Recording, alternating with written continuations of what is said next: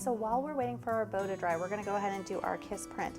Now I went ahead and picked this one just because it happens to be my favorite. And what we're going to do next is very, very similar to, like, say, a buttercream transfer or a royal icing transfer. We've got our wax paper, and I'm just going to lay it over the top of my pattern. Now what you want to keep in mind when you're doing this is that if you've ever kissed your husband, or if your wife has ever kissed you on the cheek and they've left lipstick on, that's what you're looking for. It's a very soft look. It's not a solid line.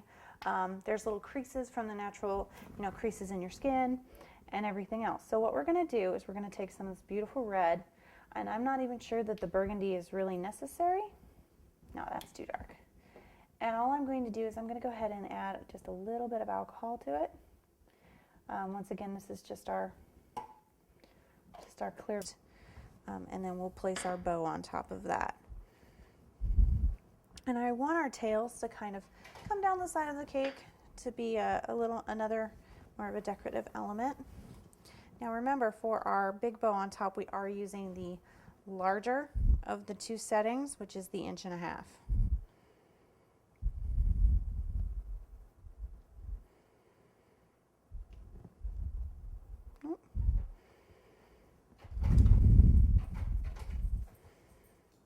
Can we get another one out of there?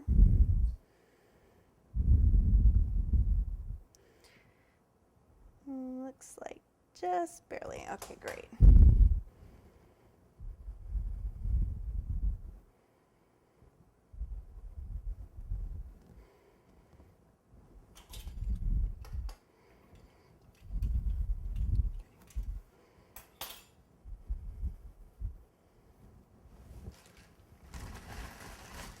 Now it's up to you how you want. This is what we will be using for our gum paste mistletoe. I have a ball tool, mistletoe cutters, wire cutters. We of course have our 2-tier cake. It has already been covered in white fondant, and of course our turntable so that we can work easily on our cake. I have a foam mat here. Now you can purchase these at any sort of cake store or cake supply store online. I personally prefer to buy them at my local craft store. It's just the really cheap $1.99 craft foam, and it works great for floral work. And once it gets all dirty and grody from the dusting, you can go ahead and throw it away and replace it relatively cheaply. I have a plastic baggie that I have removed the top and cut down one of the sides, and I will be using this to keep my cut out gum paste pieces moist while I'm working on the other ones so that they don't dry out. I have a Corian board. This is just what I prefer to use rather than, say, my countertop when I'm doing floral work. It's been nicely seasoned with vegetable shortening, so it works very, very well. I have a piece of foam, and this is just what we're going to be using to dry our mistletoe leaves today. I have 2 colors of red gel color. This one is a super red, and this one is a burgundy, and this is what we'll be using for our lipstick for our kiss print. I have some clear vanilla extract. I will be using this to satinize our bows. We will be mixing this with some pearl luster dust in order to make our bows look nice and satiny and more like fabric.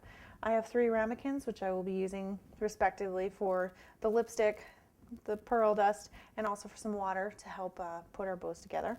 I also have a dusting tray, and in our dusting tray we have our super pearl dust, which we'll be using on our bows. We also have some cinnamon. We have a nice moss green, and then finally we have our butter